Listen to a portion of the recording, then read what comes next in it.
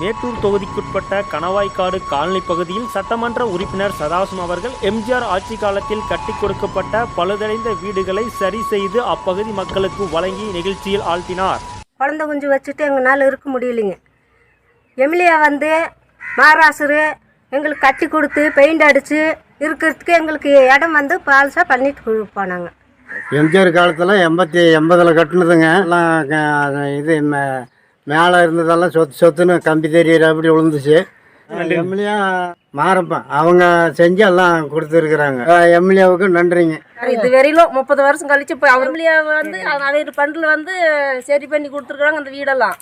இப்போ வந்து அந்த 6 வீடு தான் பண்ணியிருக்கிறாங்க. இன்னும் இருக்கிற வீட்டையும் பண்ணால் எங்களுக்கு கொஞ்சம் சந்தோஷமா இருக்கும். அதுதான் நாங்கள் இதே ஒரு ஊரே கிடையாது. இந்த ஊர்லேயும் இருக்கிறத விட நம்ம எங்கேயாவது போயிடலாம். நம்ம மண்டை போடுறதுக்குள்ள வீடே கட்டி தர மாட்டாங்க. ரோடு பஞ்சாயத்து எதுவுமே சரி பண்ணி தர மாட்டாங்க. நம்ம எதோ நான் போன காலத்துக்கு பின்னாடி நம்ம மக்களுக்காவது உதவியாக இருக்கட்டுமேனு சொல்லி நாங்களும் யார் வந்தாலும் விடுறது இல்லைங்க. ஃபுல்லாக யார் வந்தாலும் ஓடி நாங்கள் போய் போராடுறோங்க. போராடியுமே ஒரு வேலைக்கு யூஸ் ஆகலை. கடைசி வீட்டில் இப்போ எம்எல்ஏ சதாசிவம் சார் அவர் வந்து வேட்புமனு மரப்பணம் தலைவர் அவர் பார்த்துட்டு உடனடியே இந்த வீடு கொஞ்சம் ஏற்பாடு பண்ணி கொடுத்தாங்க. இந்த கம்பி தெரிகிற அளவுக்கு வந்து டேமேஜ் ஆயிடுச்சு. ஐயா வந்து பார்த்துட்டு அவர் ஃபண்ட்லேருந்து வந்து 50,000 ஒதுக்குனா அப்படி வந்து அவர் வளரையும் அமைச்சராக வரத்துக்கு நான் வேண்டிக்கிறேன். நான் சட்டமன்றத்தில் பேசியிருக்கேன். குளத்தூரில் காலனி மக்கள் ஒழுகிற வீட்டில் குடியிருக்கிறார்கள்.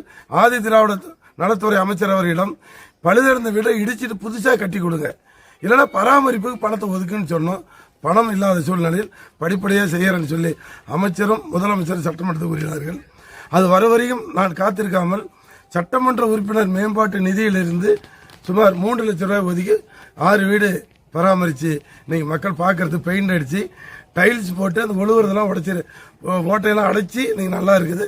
புது வீட்டுக்கு தமிழ்நாட்டில் இருக்கின்ற இந்த காலனி மக்கள் வாழ்கின்ற வீட்டிற்கு சுமார் ஒரு 500 கோடி ரூபாய் திட்டத்தில் புதிய வீடு இந்த காலனி மக்களுக்கு வாழ்வாதாரத்துக்கு கூலி செய்கிறார்கள். அவர்கள் வந்து நிம்மதியாக வீட்டில் படுத்து வாழ்வதற்கு நீங்கள் தொகுப்பு வீடை புதுமையாக கட்டிக் கொடுக்கணும்னு சொல்லிட்டு பாட்டாளி மக்கள் கட்சி சார்பிலும் மேட்டூர் சட்டமன்ற உறுப்பினர் முறையும் நான் வேண்டுகோளையும் நான் கோரிக்கையும் வைக்கின்றேன்.